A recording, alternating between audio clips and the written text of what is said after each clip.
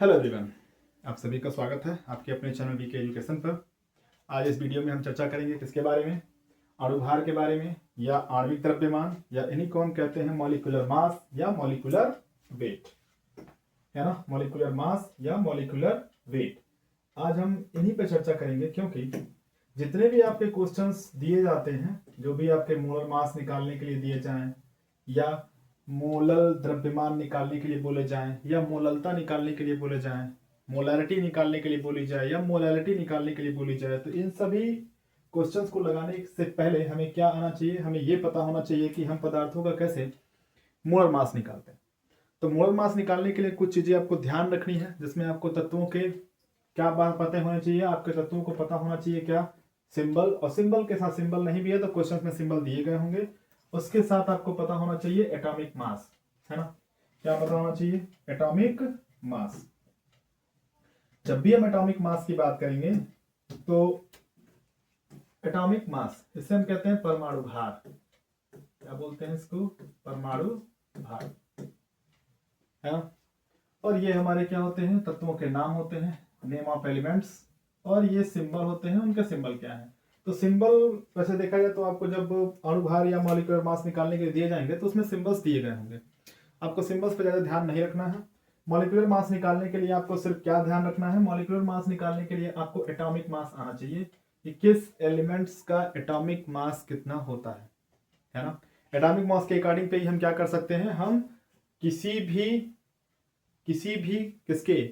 Matter के, किसी भी कंपाउंड के हम क्या कर सकते हैं, हम मॉलिक्यूलर मास निकाल सकते हैं। चलिए, उसके लिए क्या होता है? फॉर्मूला होता है, एक फॉर्मूला होता है जो कि आपको ध्यान में रखना है। देखिए कैसे होगा। तो यहाँ पहले तत्व के मोलों की संख्या, है ना, पहले तत्व के मोलों की संख्या, फिर उसी तत्व के मतलब पहले वाले तत्व के ही परमाणु भार से क्या कर देना है? गुणा कर देना है, मल्टीप्लाई कर देंगे, है ना। फिर दूसरा तत्व अगर उसमें दिया है, दूसरे तत्व के मोलों की संख्या और दूसरे तत्व का परमाणु भार, क्या कर देंगे? उनसे गुणा कर देंगे और दोनों को क्या करेंगे? जोड़ देंगे। अगर और भी तत्व उसमें दिए गए हैं, और भी तत्व, जैसे डैश डैश का मतलब और भी तत्व इसमें दिए गए हैं, तो तीसरा तत्व, तीसरे तत्व के मोलों की संख्या गुणा करेंगे उसी तीसरे तत्व के परमाणु भार से, है ना। जैसे अब बात यहां ये आती है कि हम कैसे काउंट करेंगे कि मोल, नंबर ऑफ मोल्स कितने हैं। तो अगर मान लीजिए कोई एटम दे रखा है ऐसे ए और बी, चलिए ए और बी ले लेते हैं, हम एक्स और वाई कर लेते हैं। मान लीजिए कोई एटम दे रखा है एक्स और वाई, तो यहाँ पे एक्स के मोल कितने हैं? तो एक्स के जो मोल होंगे वो कितने होंगे? एक्स के मोल 1 होगा, है ना। वाई के मोलों की संख्या अगर पूछी जाए तो वाई के मोलों की संख्या भी 1 होगी। अगर क्या किया जाए, इसी में थोड़ा चेंजेस कर दिया जाए, इसी के आगे हम क्या करते हैं? 2 पुट कर दें। तब ऐसा करेंगे तो x के मोलों की संख्या क्या हो जाएगी? 2 हो जाएगी, और y के मोलों की संख्या क्या हो जाएगी? 2 हो जाएगी, है ना। मतलब किसी भी कंपाउंड के आगे अगर कोफिशिएंट्स कोई भी नंबर लगा दिए जाए तो वो उतने ही मोल के काउंट किए जाते हैं, है ना, उतने ही मोल में काउंट किए जाएंगे। नेक्स्ट अगर देखें, अगर इसी को हम ऐसे कर दें 2x2, तो ध्यान रखिएगा यहाँ पे नंबर ऑफ मोल्स जो होगा x का वो कितना होगा? इन दोनों में क्या किए जाएंगे? मल्टीप्लाई, और तब इनके नंबर ऑफ मोल्स कितने हो जाएंगे? 4, है ना। इन्हें और चेंज कर दिया जाए, आपको लिख दिया 2x2 और y, पूछा जाए x और y के मोलों की संख्या क्या होगी, तो x के मोलों की संख्या क्या होगी? ये मल्टीप्लाई होंगे तो कितने मोल होंगे x के? 4 मोल। लेकिन वही y के मोलों की संख्या की बात की जाएगी तो y के मोलों की संख्या सिर्फ 2 होंगे। तो इस तरह से हम मोल, नंबर ऑफ मोल्स क्या करते हैं? काउंट करते हैं, है ना। चलिए, नंबर ऑफ मोल्स जब आप काउंट करेंगे तो ये जरूर ध्यान रखेंगे कि उनके कोफिशिएंट्स क्या लगे हुए हैं। अब बात करते हैं हम किसकी? अब बात करेंगे हम किसकी?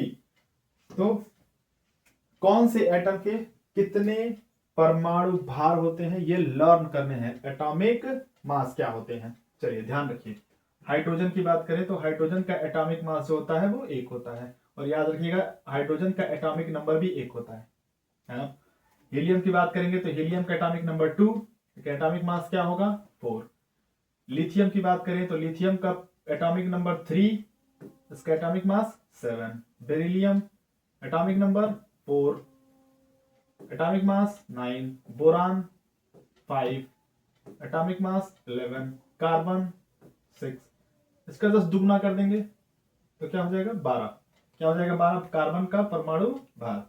नाइट्रोजन की बात करेंगे, नाइट्रोजन 7 14, ऑक्सीजन 8 16, फ्लोरीन 9 19, नियॉन 10 20। ये ध्यान रखना आपको, सोडियम 11, ये जरूर ध्यान रखिएगा, सोडियम बहुत बार पूछे जाते हैं।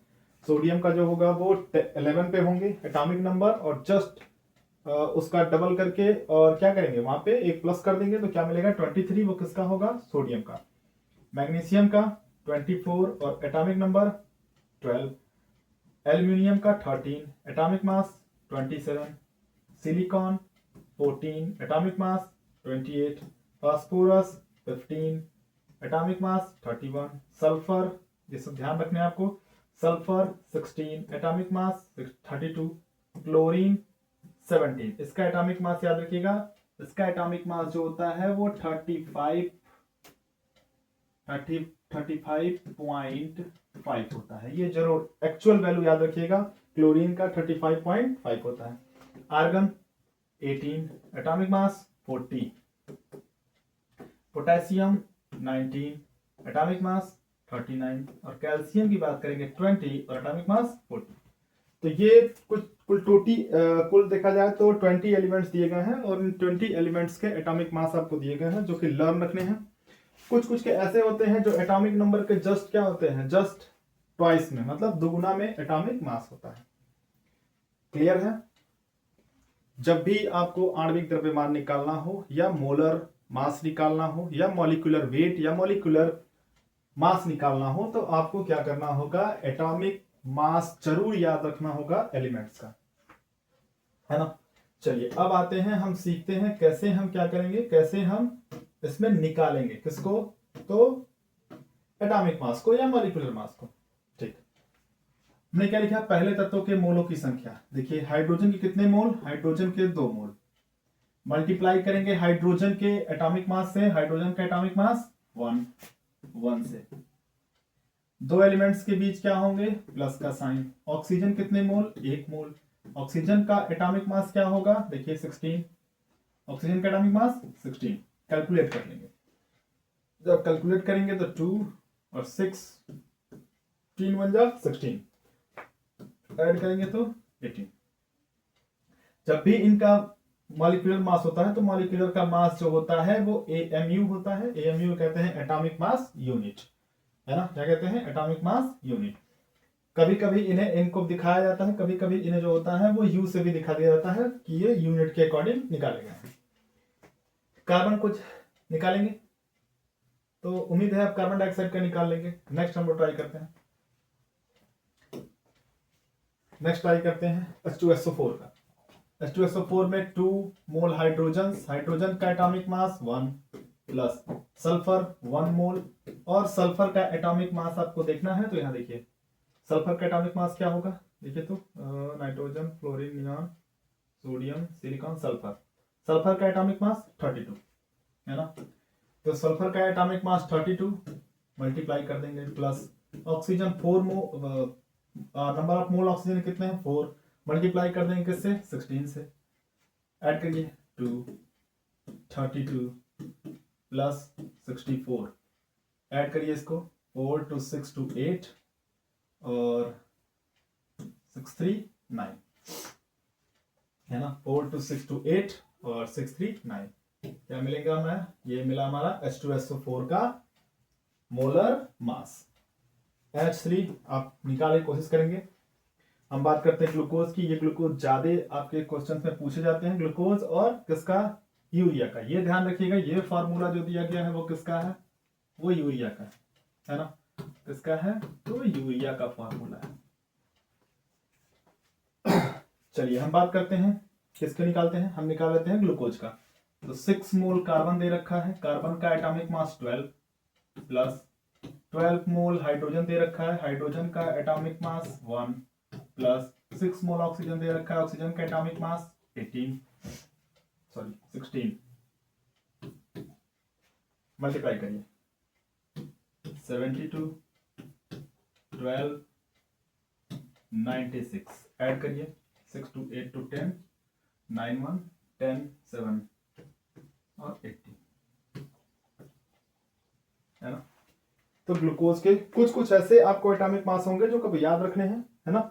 एटॉमिक मास तो लगभग आप सबका ही याद रखिए, सारे एलिमेंट्स का तो बेहतर है। जब भी आप मॉलिक्यूलर मास निकालेंगे तो मॉलिक्यूलर मास निकालने के लिए आपको फॉर्मूला लर्न करना होगा, है ना। ठीक है, आज के वीडियो में यहीं तक। आप कोशिश करेंगे अपने आप से, किसका आपको होमवर्क दिया जा रहा है, यूरिया का आप मोलर मास बताएंगे, अमोनिया का मोलर मास बताएंगे, नेक्स्ट आप फिर कार्बन डाइऑक्साइड का मोलर मास बताएंगे, है ना। आप अपने आंसर को कमेंट में कर सकते हैं, कमेंट में डाल सकते हैं, है ना। चलिए, अगर आपको ये वीडियो पसंद आया तो लाइक शेयर जरूर करें, है ना।